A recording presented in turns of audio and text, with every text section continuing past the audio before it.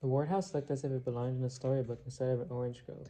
It was large and white with steep pitched roof and it stretched 2 stories high.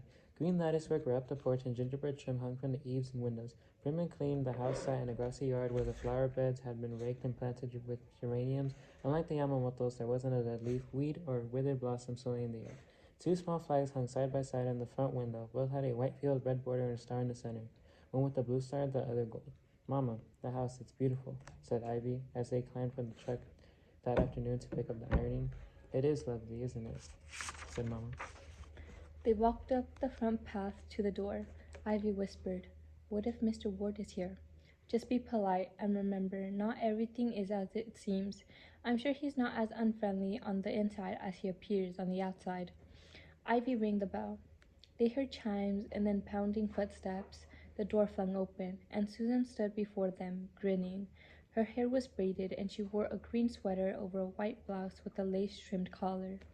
Ivy ran her hands over Fernando's jacket and her dungarees and felt as if she should have worn something nicer. "Come in," said Susan. "My mother said to tell you she will be right back. She's in the garage." "Ivy, look at my hair. I did it just like yours." Ivy tried not to gawk at the splendor as she followed Mama inside the front hall. An oak staircase led to the second story. To the left was a parlor with burgundy claw-hooded couches. A Christmas tree touched the ceiling and was decorated with glass ornaments and topped with a golden-haired angel. Ivy had never seen such a luxury. Susan had everything, a fancy house, beautiful clothes, and a pretty face.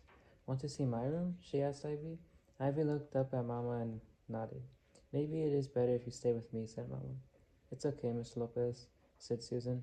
Bertina's daughter always came to my room when she was only 5 years old. Mama relented.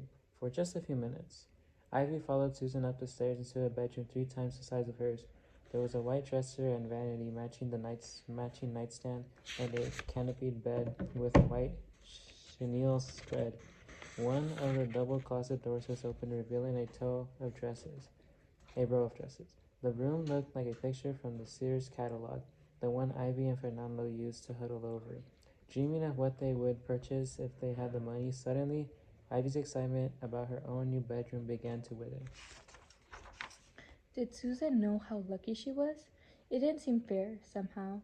After seeing the Yamamoto's house that morning and thinking of her own small room with the faded wallpaper, that Susan had so much. Susan pointed to the harmonica poking from Ivy's jacket pocket. "Can you play something?" Swallowing her jealousy, Ivy said, "Sure." She pulled it out and played Jingle Bells. Susan clapped when she finished.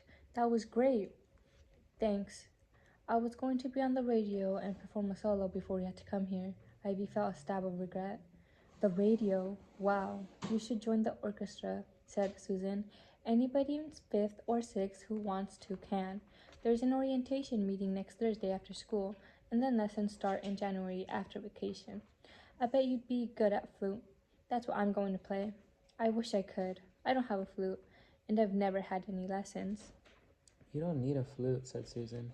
Mr. Daniels, the orchestra director, loans you one and teaches you how to play. We take lessons for 3 months and then practice all together as an orchestra after that. There's a recital in June and everything. I know because my brothers played clarinet, Susan grinned. If you join, we could be together every Thursday after school. Miss Delgado had said she could learn almost any instrument if she tried, and Ivy wanted to try. I'll ask my parents. If they say yes, my mom can give you a ride home on Thursday after the meeting since we have to stay later than the bus. Susan nodded toward Ivy's harmonica. I never played one before. Is it hard? If you have one, I can teach you. In my brother's room. Come on. She motioned for Ivy to follow. Down the hall, they entered an even larger bedroom. All the furniture, the twin beds, the dressers, and desks were made of knotty pine. A large framed photograph of uniformed soldiers sat on each dresser, one of them draped with medals.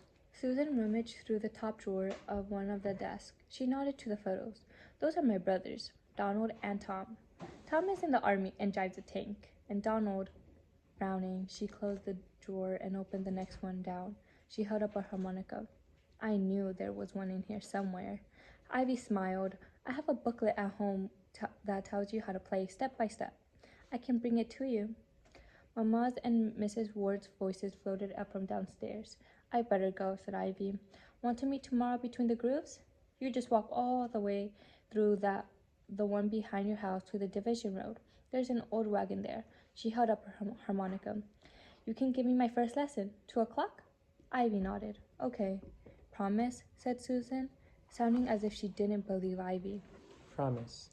Ivy hurried downstairs. Susan followed and never stopped waving from the porch as Ivy and Mama climbed into their truck and backed slowly down the long drive. Susan seems nice, said Mama. Mama, you should see her room. It looks like a princess sleeps there. Her closet is filled with dresses. I wish I had just half of her dresses. She has everything. Ivy, I don't like to hear you sounding so envious. Yes, she has things, but they're just like that. Things. She is a girl like you, and it is nice for you to know someone your age who lives nearby. I don't know why she wants to be my friend. She must have dozens. Of course, she couldn't ever be my best friend because of Araceli. Maybe she wants to be a friend because she needs one, said Mama. And Ivy, you can have more than just one best friend. Oh no, Mama, that's Araceli's place in my heart. Mama smiled. Your heart is bigger than you think. Ivy watched Susan and the house with the flags in the front window grow smaller. Mama, what are those flags for? Each star is for a soldier, for one of their sons in the war. We should have one for our house, said Ivy, for Fernando. Maybe a gold one. They're prettier. Ivy Maria, do not ever say such a thing. Mama kept one hand on the steering wheel and with the other made the sign of the cross. Why not? Said Ivy.